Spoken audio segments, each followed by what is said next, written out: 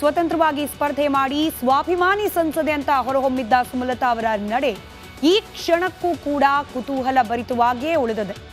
ಇವತ್ತು ಕಳೆದ ಬಾರಿ ಚುನಾವಣೆ ಸಂದರ್ಭದಲ್ಲಿ ಬದ್ಧ ವೈರಿಗಳಂತೆ ವರ್ತಿಸಿದ್ದ ಇಬ್ಬರ ಮಿಲನವಾಗಿದೆ.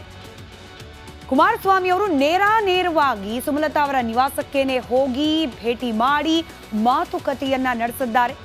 ಒಂದರ್ಥದಲ್ಲಿ ಮಂಡ್ಯ ರಣಕಣದಲ್ಲಿ ಇದೀಗ ಮನವೊಲಿಕೆಯ ಪಾಲಿಟಿಕ್ಸ್ ಶುರುವಾದಂತೆ ಕಾಣ್ತಾ ಇದೆ. ಕಳೆದ ಬಾರಿ ಪರಸ್ಪರ ನಿಗಿ ಕೆಂಡದಂತೆ ವರ್ತಿಸ್ತಾ ಇದ್ದ ನಾಯಕರು ಇದೀಗ ಅಕ್ಕಪಕ್ಕದಲ್ಲೇ ಕೂತರು, ಸಂಧಾನದ ಮಾತುಕತೆಯನ್ನ ಆಡಿದ್ರು, ಹೊರಬಂದು ಎಲ್ಲವೂ ಕೂಡ ಸರಿ ಹೋಗ್ತಾ ಇದೆ ಅನ್ನೋ ಅರ್ಥದ ಮಾತುಗಳನ್ನ ಪರೋಕ್ಷವಾಗಿ ಆಡಿದ್ರು. ಈಗಾಗಲೇ ಮಂಡ್ಯದ ಮೈತ್ರಿ ಅಭ್ಯರ್ಥಿಯಾಗಿ ಕಣಕ್ಕಿಳಿದಿದ್ದಾರೆ ಮಾಜಿ ಮುಖ್ಯಮಂತ್ರಿಗಳೂ ಆಗಿರುವ ಎಚ್ ಡಿ ಕುಮಾರಸ್ವಾಮಿ.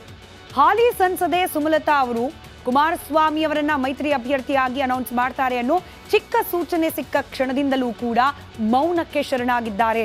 ತಮ್ಮ ಮುಂದಿನ ನಿಲುವಿನ ಬಗ್ಗೆ ಏಪ್ರಿಲ್ 3ನೇ ತಾರೀಕು ಮಂಡ್ಯ ಕಣದಿಂದಲೇ ಪ್ರಕಟಣೆಯನ್ನ ಮಾಡ್ತೀನಿ ಅನ್ನೋದನ್ನ ಬಹಳ ಸ್ಪಷ್ಟವಾಗಿ ತಿಳಿಸಿದ್ದಾರೆ ಸುಮಲತಾ. ಅಂಬರೀಶ್ ಅವರು ಮುನಿಸ್ಕೊಂಡ್ ಬಿಡ್ತಾರಾ, ಚುನಾವಣಾ ಪ್ರಚಾರದಿಂದ ದೂರ ಉಳಿದು ಬಿಡ್ತಾರಾ? ಅಂಬರೀಶ್ ಅವರ ಅಭಿಮಾನಿಗಳು ಸುಮಲತಾ ಅವರು ಕಳೆದ 5 ವರ್ಷದಲ್ಲಿ ಸಂಪಾದನೆ ಮಾಡಿರುವ ಕೆಲ ಮತದಾರರ ವಿಶ್ವಾಸ ಇದೆಲ್ಲವೂ ಕೂಡ ನನ್ನ ವಿರುದ್ಧವಾಗಿ ವರ್ಕ್ ಆಗುತ್ತಾ? ಸಣ್ಣದೊಂದು ಅಳುಕು ಕುಮಾರಸ್ವಾಮಿ ಅವರ ಮನಸ್ಸಿನಲ್ಲೂ ಇತ್ತ ಗೊತ್ತಿಲ್ಲ. ಯಾಕಂತಂದ್ರೆ ಕುಮಾರಸ್ವಾಮಿ ಅವರು ಕೂಡ ಸುಮಲತಾ ಅವರ ವಿಚಾರದಲ್ಲಿ ಸಾಫ್ಟ್ ಆಗಿದ್ದಾರೆ. ಕಳೆದ ಬಾರಿ ಆಗಿದ್ದ ಎಲ್ಲಾ ರೀತಿಯ ಕಹಿ ಘಟನೆಗಳನ್ನ ಕೂಡ ಪಕ್ಕಕ್ಕೆ ಸರಿಸಿ ಸುಮಲತಾ ಅವರನ್ನ ಅಕ್ಕ ಅಂತ ಕರೆದ್ರು, ನನ್ನ ಪರ್ಮನೆಂಟ್ ಶತ್ರುವಲ್ಲ ಅಂತ ವಿವರಿಸಿದ್ರು. ಇದೀಗ ನೇರವಾಗಿ JP ನಗರದ ಸುಮಲತಾ ಅವರ ನಿವಾಸಕ್ಕೇನೆ ಭೇಟಿ ನೀಡಿದ್ರು. ಮಾತುಕತೆ ಮಾಡುವ ಮೂಲಕ ಸುಮಲತಾ ಅವರ ಮನವನ್ನ ಒಲಿಸಿ ನನ್ನ ಪರವಾಗಿ ನಿಲ್ಲಿ ಅಂತ ಹೇಳಿ ಮನವಿಯನ್ನ ಸಲ್ಲಿಸುವ ಪ್ರಯತ್ನವನ್ನ ಕೂಡ ಮಾಡಿಬಿಟ್ರು ಮಾಜಿ ಮುಖ್ಯಮಂತ್ರಿಗಳಾದ ಎಚ್ ಡಿ ಕುಮಾರಸ್ವಾಮಿ. ಆ ಮೂಲಕ ಮಂಡ್ಯದಲ್ಲಿ ಸ್ಪರ್ಧಿಸಿರೋ ತಮಗೆ ಬೆಂಬಲ ನೀಡುವಂತೆ ಮನವೊಲಿಸುವ ಪ್ರಯತ್ನವನ್ನಂತೂ ಮಾಡಿದ್ದಾರೆ ಕುಮಾರಸ್ವಾಮಿ ಅವರು. ಇಬ್ಬರು ನಾಯಕರ ನಡುವೆ ಹೈ ವೋಲ್ಟೇಜ್ ಮೀಟಿಂಗ್ ನಡೀತಾವ್. ಆ ಮೀಟಿಂಗ್ ನಲ್ಲಿ ಸುಮಲತಾ ಅವರ ಪುತ್ರ ಅಭಿಷೇಕ್ ಅಂಬರೀಶ್ ಕೂಡ ಇದ್ರು, ರಾಕ್ಲೈನ್ ವೆಂಕಟೇಶ್ ಕೂಡ ಇದ್ರು, ಹಾಗೆ ನಿಖಿಲ್ ಕುಮಾರಸ್ವಾಮಿ ಅವರು ಕೂಡ ಹಾಜರಿದ್ರು. ಈ ಮೀಟಿಂಗ್ ಆದ ನಂತರದಲ್ಲಿ ಇಬ್ಬರೂ ಕೂಡ ಮಾತನಾಡಿದ್ರು. ಇನ್ಫ್ಯಾಕ್ಟ್ ಕುಮಾರಸ್ವಾಮಿ ಮಾತನಾಡಿದ್ರು, ಇದೊಂದು ಸೌಹಾರ್ದಯುತವಾದ ಭೇಟಿ ಅಂತ ಹೇಳಿ ವಿವರಿಸಿದ್ರು. ಇತ್ತ ಸುಮಲತಾ ಅವರು ಆರೋಗ್ಯಕರವಾದ ಚರ್ಚೆ ನಡೀತು ಅಂತ ಹೇಳಿದ್ದಾರೆ. ಕುಮಾರಸ್ವಾಮಿ ಅವರ ಮಾತು ನಿಮ್ಮ ಮುಂದೆ. ಇಲ್ಲಿ ಈ ಹಂತದಲ್ಲಿ ನಾನೇನು ನಾಮಪತ್ರ ಸಲ್ಲಿಸಬೇಕಾಗಿದೆ, ಅವರ ಸಹಕಾರ ಕೋರ್ಲಿಕ್ಕೆ ಬಂದಿದ್ದೇನೆ. 3ನೇ ತಾರೀಕು ಅವರ ಕಾರ್ಯಕರ್ತರುಗಳ ಜೊತೆ ಚರ್ಚೆ ಮಾಡ್ತಾ ಇದ್ದಾರೆ, ಅವರ ಅಭಿಪ್ರಾಯಗಳನ್ನು ಪಡಿತಾ ಇದ್ದಾರೆ. ಪಡೆದ ನಂತರ ಅವರ ಮುಂದಿನ ಏನೋ ಒಂದು ರಾಜಕಾರಣದಲ್ಲಿ ತೀರ್ಮಾನಗಳನ್ನು ಮಾಡಬೇಕು, ತೀರ್ಮಾನ ಮಾಡ್ತಾರೆ. ಎಲ್ಲ ವಿಷಯಗಳನ್ನು ಮುಕ್ತವಾಗಿ ಚರ್ಚೆ ಮಾಡಿದ್ದೇವೆ. ಅದನ್ನು ನಾನು ಇಲ್ಲಿ ಹೇಳಲಿಕ್ಕಾಗಲ್ಲ. ಯಾವುದೇ ರೀತಿ ಸಮಸ್ಯೆಗಳಿಲ್ಲ. ಏಕೆಂದರೆ ಅವ್ರಿಗೂ ಅವ್ರದ್ದೇ ಆದಂಥ ಬೆಳೆಸಿರ್ತಕ್ಕಂಥ ಹಿತೈಷಿಗಳು ಅಂಬರೀಷ್ ಅವರ ಅಭಿಮಾನಿಗಳಿದ್ದಾರೆ. ಅವರು ಎಲ್ಲರ ಜೊತೆ ಚರ್ಚೆ ಮಾಡಿ ಮಂಡ್ಯದಲ್ಲೇ ಅವ್ರ ನಿರ್ಧಾರ ಪ್ರಕಟ ಮಾಡ್ತೇನೆ ಅಂತ ಹೇಳಿದ್ದಾರೆ. ನೋಡೋಣ. ಸೋಲು ಗೆಲುವು ಅನ್ನೋದು ಬೇರೆ. ಈಗ ಚುನಾವಣೆಯಲ್ಲಿ ನಾನು ನಿಂತು ಸೋತ್ರೆ ಅದು ಇನ್ನು ಬೇರೆ ಥರ ಇರೋದು. ಈಗ ನಾನು ಚುನಾವಣೆಗೆ ಅವರು ಆ ಸೀಟನ್ನು BJPನೇ ಉಳಿಸ್ಕೊಂಡು ನನಗೆ ಸೀಟ್ ಕೊಟ್ಟಿಲ್ಲ ಅಂದರೆ ಅದು ಬೇರೆ ಥರ ಆಗ್ತಿತ್ತು. ಈಗ BJPನೇ ಆ ಸೀಟನ್ನ JDSಗೆ ಮೈತ್ರಿಯಲ್ಲಿ ಕೊಟ್ಟಿದ್ದಾರೆ. ಹಾಗಾಗಿ ಒಂದೊಂದು ಟೈಮಲ್ಲಿ ಸಂದರ್ಭದಲ್ಲಿ ಈ ರೀತಿ ಆಗತ್ತೆ. ಒಂದು ಹಿನ್ನಡೆ ಅಂದರೆ ಒಂದು ರೋಡಲ್ಲಿ ನಾವು ಹೋಗಬೇಕಾದ್ರೆ ಒಂದು ಹಲವಾರು ಕಡೆ ಸ್ಪೀಡ್ ಬ್ರೇಕರು ಹಂಪು ಬರುತ್ತೆ. ಅವಾಗ ಗಾಡಿ ಸ್ವಲ್ಪ ಸ್ಲೋ ಆಗುತ್ತೆ, ಮೆತ್ತಗೆ ಹಂಪನ್ನು ನಾವು ದಾಟಬೇಕು, ಆಮೇಲೆ ಮತ್ತೆ ಸ್ಪೀಡಾಗಿ ಹೋಗಬೇಕು. ನಾನು ಇದನ್ನು ಅದೇ ಥರ ನೋಡ್ತಾ ಇದ್ದೀನಿ. ಬಹಳ ಇಂಟ್ರೆಸ್ಟಿಂಗ್ ಆಗಿದೆಯಲ್ವಾ ಸುಮಲತಾ ಅವರ ಮಾತುಗಳು ಅಂತ ಹೇಳಿ. ಒಂದು ಬಾರಿ ಹೇಳ್ತಾರೆ ಸ್ಪೀಡ್ ಬ್ರೇಕರ್ ಬರುತ್ತೆ, ಹೀಗಾಗಿ ಆ ಟೈಮಲ್ಲಿ ಸ್ಲೋ ಆಗಬೇಕು, ಆಮೇಲೆ ಸ್ಪೀಡಾಗಿ ಹೋಗಿ ಬಿದ್ದಿದ್ದೇನೆ ಅಂತ ಹೇಳಿ. ಅಂದರೆ ಈ ಬಾರಿಯ ಚುನಾವಣೆ ಸ್ಪೀಡ್ ಬ್ರೇಕರ್ ಆಗ್ತಾ ಇದೆಯಾ ಸುಮಲತಾ ಅವರ ಪಾಲಿಗೆ? ಇದನ್ನ ಸ್ಲೋ ಅಂಡ್ ಸ್ಟಡಿಯಾಗಿ ಎದುರಿಸಿ ನಂತರದಲ್ಲಿ ಮುಂದಿನ ದಿನಗಳಲ್ಲಿ ಸಿಗುವ ಅವಕಾಶದಲ್ಲಿ ಮತ್ತೊಮ್ಮೆ ತಮ್ಮ ರಾಜಕೀಯ ಚಲನದ ಅಥವಾ ಪ್ರಯಾಣದ ಸ್ಪೀಡನ್ನು ಹೆಚ್ಚಿಗೆ ಮಾಡ್ಕೊಳ್ಬೇಕು ಅನ್ನೋ ನಿರ್ಧಾರಕ್ಕೆ ಏನಾದರೂ ಬಂದ್ಬಿಟ್ರ ಸುಮಲತಾ ಅವರು? Question mark.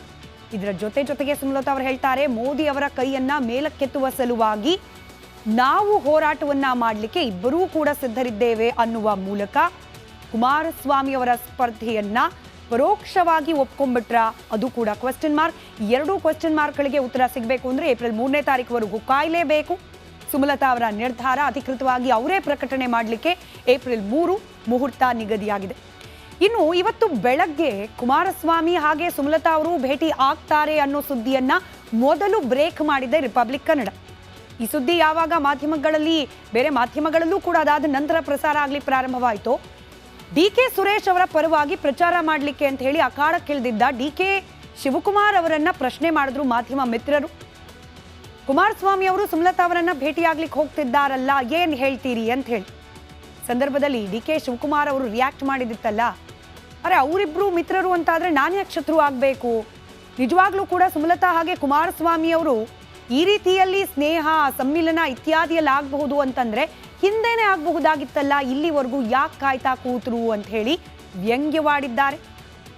ಇನ್ನು ಯಾವಾಗ DK ಶಿವಕುಮಾರ್ ಅವರು ಈ ರೀತಿ ವ್ಯಂಗ್ಯ ಭರಿತವಾಗಿ ರಿಯಾಕ್ಟ್ ಮಾಡಿದ್ರು, ಸುಮಲತಾ ಅವರ ಭೇಟಿಯ ಬಳಿಕ HD ಕುಮಾರಸ್ವಾಮಿ ಅವರು ಕೂಡ ಶಿವಕುಮಾರ್ ಅವರ ಹೇಳಿಕೆಗೆ ತಿರುಗೇಟನ್ನ ನೀಡಿದ್ದಾರೆ. ಕುಮಾರಸ್ವಾಮಿ ಅವರ ಮಾತು, ಕೌಂಟರ್ ರಿಯಾಕ್ಷನ್, ಹಾಗೆ ಅದಕ್ಕೆ ಕಾರಣವಾದ DK ಶಿವಕುಮಾರ್ ಅವರ ಮಾತು, ಅದೆರಡೂ ಕೂಡ ನಿಮ್ಮ ಮುಂದೆ.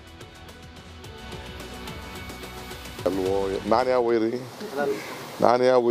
ಯಾವ ವಿಷಯ ಹಾಕ್ಬಿಟ್ಟಿದ್ದೆ ನಾನು ಯಾವ ಬೆಂಚೂರಿ ಹಾಕಿದ್ದೆ? ಅಮೃತ ಕೊಟ್ಟವನ್ಗೆ ಬೆನ್ನು ಚೂರಿನಾ? ಹೇಳಿ, ಕಮಾನ್, ಅಲ್ಲ ಹೇಳಿ. ವಿಷ ಅಂದ್ರೆ ಜನ ಮುಂದೆ ಹೇಳ್ಬೇಕಲ್ಲ.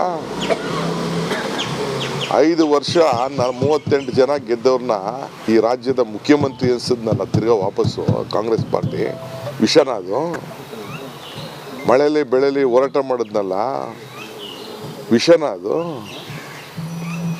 ನನ್ನ ಆತ್ಮಸಾಕ್ಷಿ, ನಾನು ನಂಬಿರೋಂಥ ಶಕ್ತಿ ಆ ಜನತಾದಳದ ಕಾರ್ಯಕರ್ತರು ಗೊತ್ತಿದೆ ನಾನು ಏನು ಮಾಡಿದ್ದೀನಿ ಅಂತ. ಬಿಡಿ, ಅವ್ರೇನು ನೆನೆಸ್ಕೊಳ್ಳೋದು ನಂಗೇನು ಅವಶ್ಯಕತೆ ಇಲ್ಲ.